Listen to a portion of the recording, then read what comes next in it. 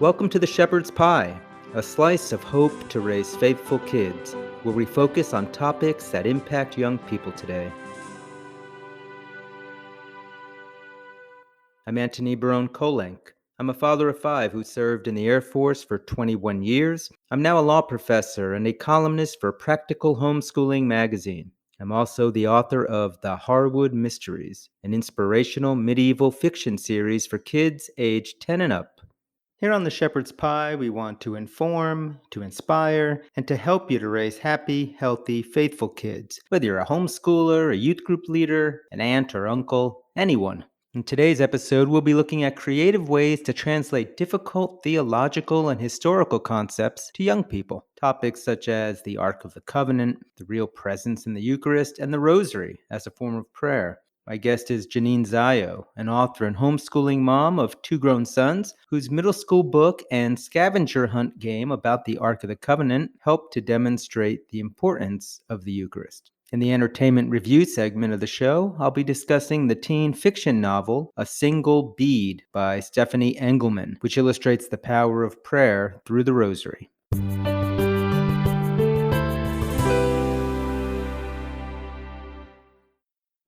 You know, there are a lot of tough concepts in history and the faith, lots of mysteries. How do we talk to young people about the Trinity, for example? Father, Son, and Holy Spirit, 3 persons in one Godhead. Or the Rosary, and contemplating the various mysteries in the life of Jesus and of Mary. Even some of the historical concepts in the Old and New Testaments can seem stale, difficult for our youth to understand, a million miles away. They don't have an experience of living in an agricultural economy or living with the traditions of the patriarchs and Middle Eastern hospitality, or sacrificing animals for the atonement of their sins, the way that the Israelites did for so many centuries as set up in the Old Testament. These are concepts that are difficult to comprehend today in our modern world. Concepts such as the Ark of the Covenant. And making a connection with youth would be much easier and much more effective if we can figure out how to bring the concept down to their level.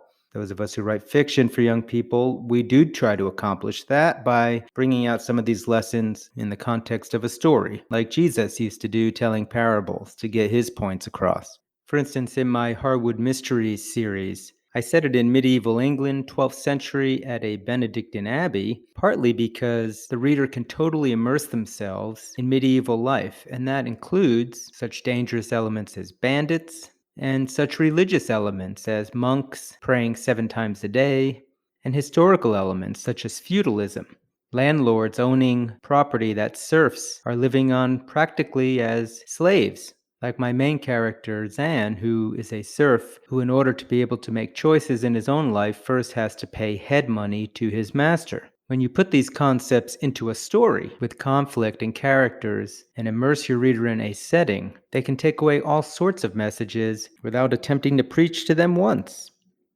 But imagine translating those concepts into full-body, full participation games like a scavenger hunt or an escape room. I remember as a kid playing manhunt or hide and seek. We'd be trampsing all about in the backyard or in the woods with groups of my relatives who would come to visit at Thanksgiving or Easter, hiding behind trees or under bushes. We could do that for hours and we wouldn't even get tired. We just loved it. In the interview segment today, my guest Janine Zio puts her homeschooling chops to work, telling us how we can help kids connect to topics such as ancient Israel or the city of Jerusalem or even the Ark of the Covenant by developing these kinds of awesome games.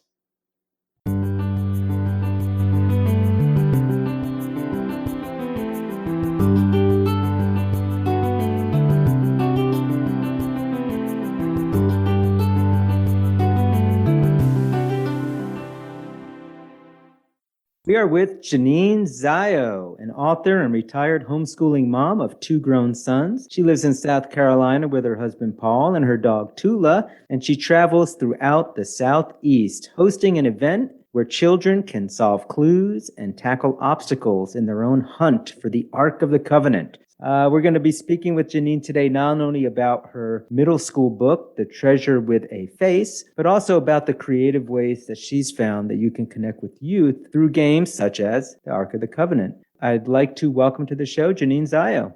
Thank you, Tony. That was a great introduction. I'm so happy to be here. So your kids are grown up, but you homeschooled them. So tell me a little bit about how did you make that work for all those years? I have a son who's 21 and a son who's 18. So I've been an empty nester for about a week now, and I don't love it. But I am glad that I homeschooled because I felt like I got to savor the days with them and really enjoy learning alongside them. What advice might you have for any of our listeners who are either new to homeschooling or considering homeschooling? I would say just pray about it and have confidence that if God is calling you to it, He will help you through it. There was some purpose to me homeschooling, and I wasn't sure what that was, but I trusted in that, and that's why I ended up doing it. And I'm grateful now because I can see that brought me joy, and it brought our family closer together. Wonderful. So I was intrigued when I saw that you have developed this escape room type game, which you're calling the Ark of the Covenant.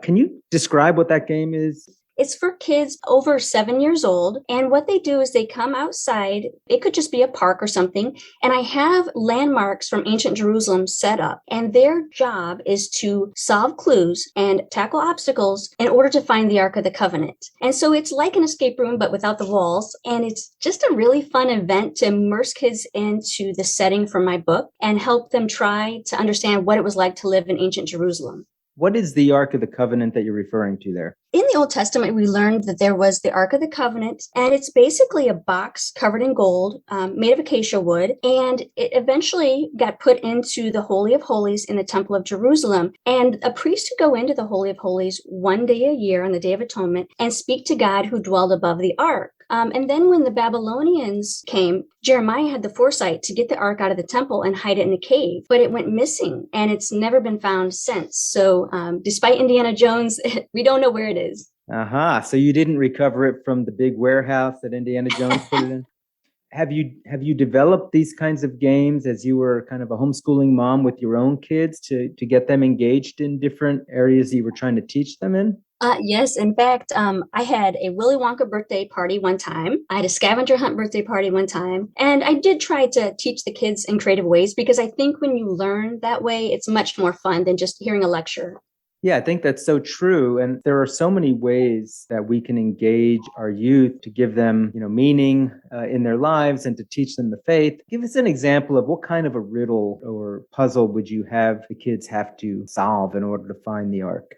So in my book, the character goes into a glowworm cave, and I just thought I was enthralled by the whole idea of it. So I am actually building a glowworm cave that will be portable that kids can crawl through, and it'll have lights and glowing paint. And on the wall, there will be a message written in glow paint that says walls, and that will tell them they need to go to the walls of Jerusalem to find the next clue. And what are glowworms for anybody who might not know? So actually they don't exist in Israel. I took a little creative license with that, but they're in New Zealand, and they're worms that live in the cave and they light up, and they also hang sticky strands to catch prey, and those light up. So they're kind of a turquoise color. They're beautiful. And it's just something I learned about maybe 5 years ago, and I thought that is cool. I want to be able to experience that. So these are glowworms who have somehow been time traveled across the world to ancient Israel. All Exactly. Right. Why not? How long do you think it will take a typical kid to find the Ark of the Covenant in this game? So it should take about an hour. And the idea is that there will be teams of 4 children, and they'll compete to see who gets the most points. And then the winning team gets to go out and find the actual Ark. Because I want that to be a moment where they're all watching and all eyes on them as they carry it back to the temple. So that's how it will work. So this is the kind of project that a whole homeschool group could do together, or a youth group at the church, if they wanted to, kind of do something different and fun. That's exactly right. If there are folks in the other parts of the country and they're thinking, wow, that sounds like a lot of fun, how difficult is it for them to develop something like this themselves for their youth groups or homeschool groups? Yeah, it's not difficult at all. I think it's just a matter of trying to be creative and finding things that are engaging. And a lot of towns have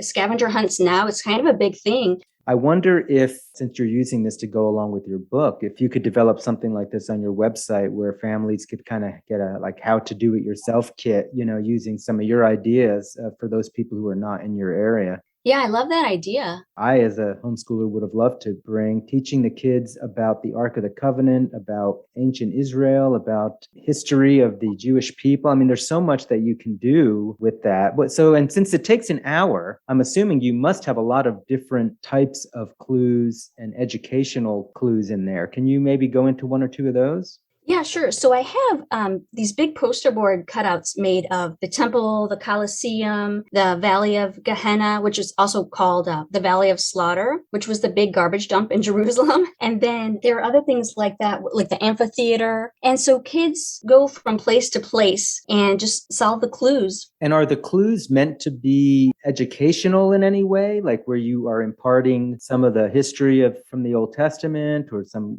history of Israel? Absolutely. So we talk about what are the things that were found in the Ark of the Covenant. And they look at different things like a menorah, which actually wasn't in the Ark. The Ten Commandments were, Aaron's staff, a jar of manna. So they have to guess which of those things were in the Ark. There's other things where like a mirror plays prominently in my story. So there's a carnival mirror and a regular mirror, and they have to take a clue that's written backwards. But when they put it in the mirror, they can read it.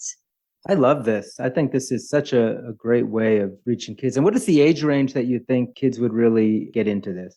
7 years old and up. It's really tailored to a 9 to 13-year-old, but if a high schooler is interested, they're welcome. So if they were in the Southeast and somebody wanted to figure out how do I get Janine to come to my area and do one of these things, tell us a little bit about that. All they have to do is go to my website, janinezio.com, and register there. Send me a link, and we'll figure out when we can make it happen. And how far along the Southeast are you actually able to travel with this? Because my son goes to school in Florida, I'm willing to go to Florida, Central Florida, so Jacksonville, hint, hint. And then, of course, I could also go all the way up to North Carolina, across to parts of Tennessee. This sounds like a wonderful idea, but I know that you said you developed it to go along with your book, and we haven't really talked about your book yet. So tell us, the name of your book is Treasure with a Face. I know it released in September of 2021. What is the book about?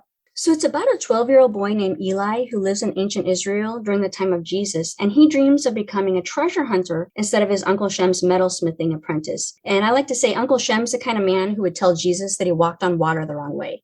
Then Uncle Shem sends Eli on a journey to Jerusalem to deliver his newest invention, which is a fragile mirror. And it seems like an impossible mission because it's 120 miles away and Eli's clumsy. But Eli sees it as a chance to begin his life as a treasure hunter, and he wants to find the ultimate treasure, which is the Ark of the Covenant.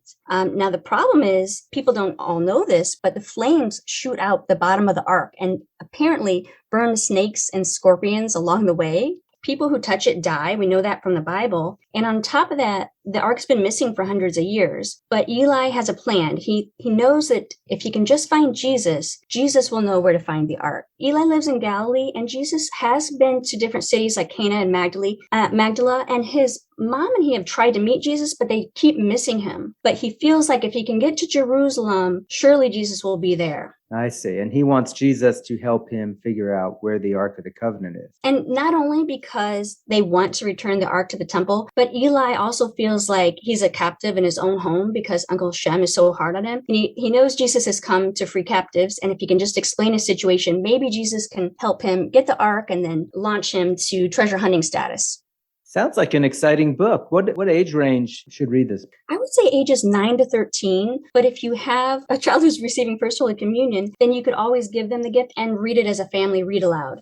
Are there other characters? I know Eli is clearly a little boy. Are there any little girls in this book? There is. There's actually a girl who's a leper, and she is full of spunk. And despite her condition, she is hilarious. I love her. And what's her name? Tamar. She just plays a small role in 2 chapters, and she's waiting for Jesus to come back and heal her. Her and Eli discover the glowworm cave together. I love this concept. It's like national treasure, but in Jesus's day, and in Indiana Jones. So what kind of feedback have you had from those who've read the book?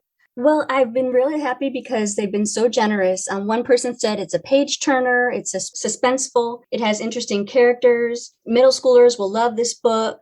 People have also said it has a lot of heart, which means a lot to me. What I really want people to get out of this is the theme that they can still meet Jesus even though they don't live in 33 AD in ancient Jerusalem. I really want them to come to understand Christ's real presence in the Eucharist. But I do it in a way that's not preachy. It's really wrapped in an adventure with humor and suspense and drama, action. Now, there's no time travel in this book, is there? No time travel. All right. So, I don't want to spoil the ending and find out if he ever finds Jesus and if they ever recover the Ark. But You'll have to read it, definitely. so we've talked about the book. We've talked about the creative ways that you're able to tie this into this escape room type Ark of the Covenant game. What we haven't really talked much about is why are you doing all this? Why did you pick this age range? And why did you focus on this particular time and topic? So what happened was about 5 years ago, I really wanted my kids to understand Christ's real presence in the Eucharist and what an unparalleled gift that is. And as I was thinking about ways to impart that lesson, the homeschooling mom in me said, you can't just give them a lecture. You need to tell them a story, kind of like Jesus did with parables. And so I got the idea for the story, and it just evolved over 5 years into this book. So were some of your boys still middle schoolers when you started this? Yes, exactly. They outgrew the book for sure, but I still hope they'll read it. Yeah, no, I hear what you're saying, because my first book I developed with my son when he was 12. And let's just say that he graduated college years ago at this point, but he's still helping me try to figure out the best plots for my for my sequels to the book. But isn't it interesting how, as parents, we think of our own kids as an inspiration for doing something, and then our kids outgrow that, and here we are doing it now for other people's families. So true. Absolutely. So why did you pick that particular time period, though? Because I suppose you could have done this anytime. I felt like it was really important to have Eli meet Jesus. I can't explain what happens without spoiling the whole story, but it was critical that he be in the time frame of 33 AD. That makes perfect sense. Now, it sounds like you know a lot about the Ark of the Covenant. You really just were rolling those things off the top of your head a few minutes ago. And you probably had to do a lot of research. I know writing historical fiction, you have to research a lot. What did you do to try to get some of these details of history right? I actually went to a place called the Holy Land Experience in Florida. It's in Orlando, and it's very immersive. Have you been there? I've driven past it a lot, and I've wondered every time I've driven past it, I wonder what that's like. Is it worth going to? So is it, Janine? It is worth it. They have plays and they have a replica of the temple. It is very immersive. It's very true to life. You can tell they've done a lot of research. I loved it. So that was helpful in kind of immersing yourself in what the environment would be that your character would live in. Right. Until I can get to the Holy Land, that was the next best thing. But the book does immerse you into that and helps you learn about the various traditions, like working on Sabbath, what to do when you encounter a leper, various things like that. Like, what did children do? Did they work? Did they go to school? Although I gather all that from other places, I don't necessarily have one particular book that helped me with the research. It was really more like 20 different books, but I enjoyed it. I think ancient Jerusalem is a fascinating place. And, you could go to Jerusalem today. To be in ancient Jerusalem and see the temple, to me, it's a magical place. Is there anything that really surprised you or that captivated you that you didn't expect when you started researching for this book? I think the biggest thing was learning about Passover, how every Israelite went to Jerusalem for Passover, and there could be up to 2 million people in the city at one time. And think of all the lambs that were being slaughtered at that time. The amount of animal sacrifice that, was going on throughout ancient Israel and the Old Testament is, when you really start looking at it, it's kind of mind-boggling. And to think that our whole faith stems from that, and then Jesus being the Lamb of God who is slain for us. I mean, if we don't get kids to connect to the idea, they will miss that entire piece. Yes, absolutely. And I do touch on that a little bit in the book, that Jesus is the Lamb and the Mass is the new Passover. It's part of the new covenant. And actually, Eli does meet with one of the apostles and the Blessed Mother, and they explain some of these things and make the connections between what we would call the New Testament and the Old Testament, and how Jesus fulfilled the Old Testament prophecies.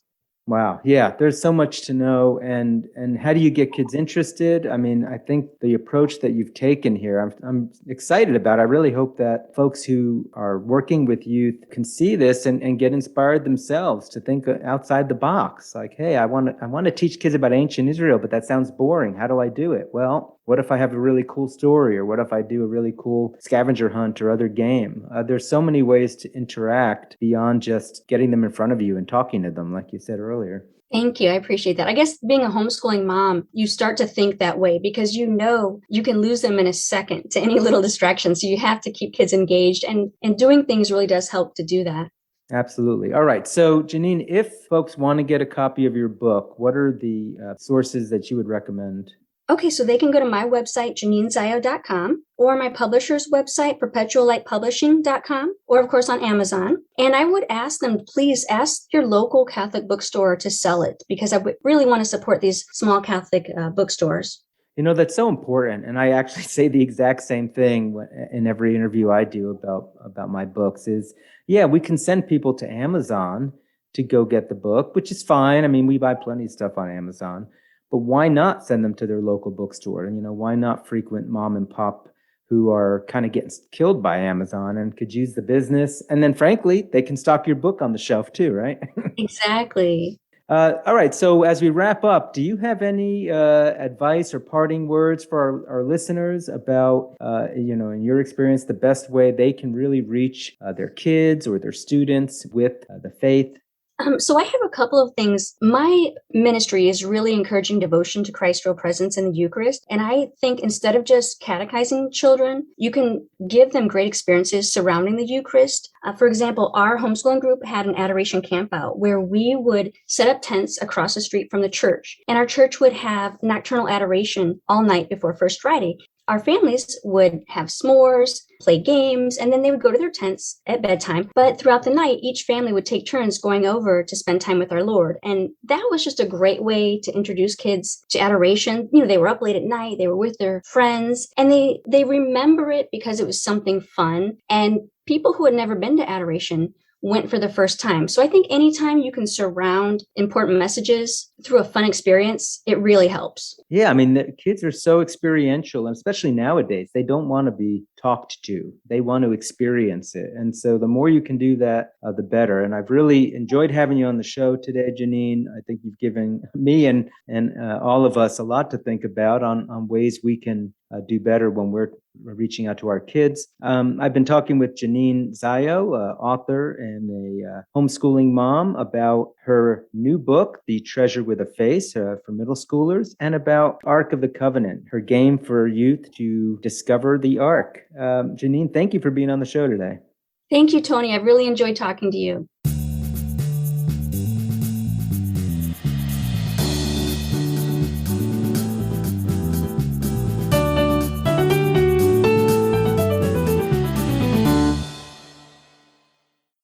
In our entertainment review segment today, I review the teen novel A Single Bead by Stephanie Engelman, published by Pauline Books and Media.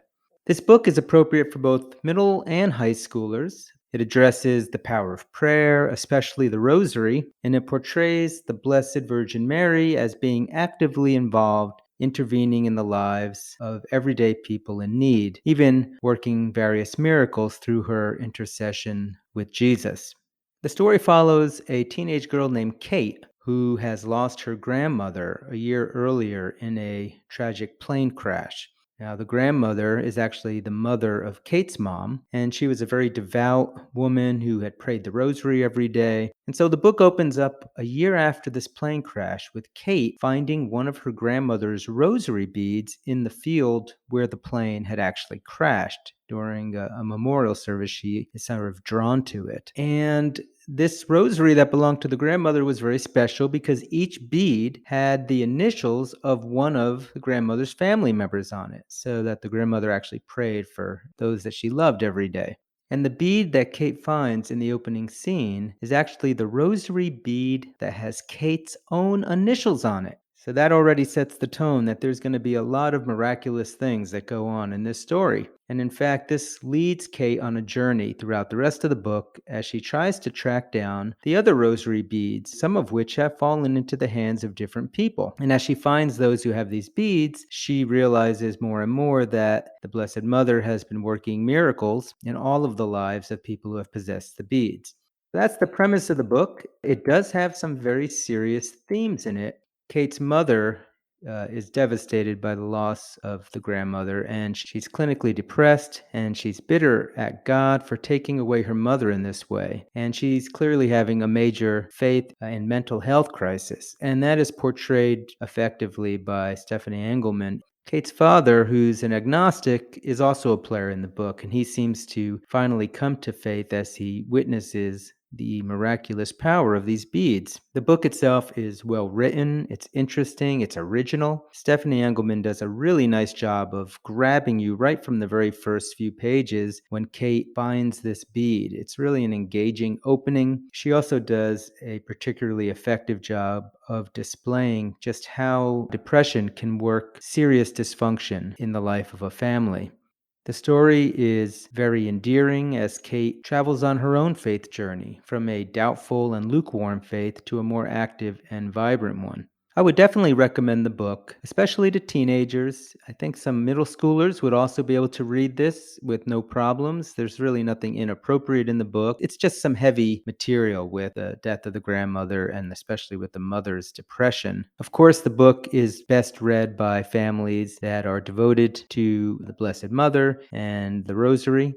But the way that Stephanie Engelman portrays the book, she does it with a gentle touch so that you're not overwhelmed by the Rosary or Mary throughout the book. And in fact, even a teenager who does not have a devotion to Mary should be able to read the book without being overwhelmed by that message. Although the main character is a girl, and a teenage girl would probably most identify with the way the story goes, I see no reason why a boy wouldn't also equally enjoy the story. I enjoyed it. So I recommend Stephanie Engelman's book, A Single Bead, from Pauline Books and Media.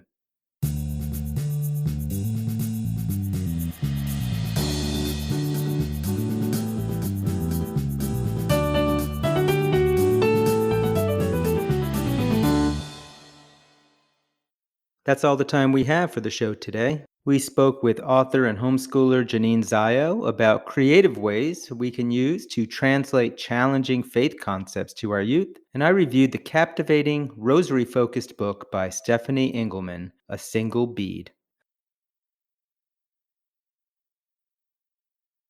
If any of you listening today have a question for me or a topic you'd like to have us cover on the show, please drop me a line on my website at antonykolenc.com. That's AntonyKolenc.com. Also, if you visit my website, you can learn more about my historical fiction series for kids, The Harwood Mysteries. I'll end as always with my wife's favorite scripture quote from Romans 8:28. We know that all things work for good for those who love God, who are called according to his purpose. May the Lord bless and keep you this week.